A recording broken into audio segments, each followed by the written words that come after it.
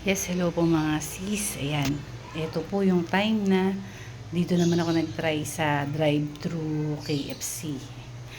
Ayan mga sis. Talagang nung una pong pag-aano ko dito, mabagal lang po ang pagdadrive kasi ano po, bago nga po tayo baka matagi sa kaliwa o dun sa harapan sa kanan. Kaya po ganyan to po mga inano ko sis. Ayan. Nagkakapag-try na po tayo sa McDo, sa Jollibee. Ngayon, eto, sa KFC naman po ako nag-try. Ito po yung ano ko, first month ko po na nagda-drive po ako na solo dahil ala na nga po yung asawa ko. Ako na po yung nagda-drive mag-isa. Kasama ko po yung mga anak ko. Ayan.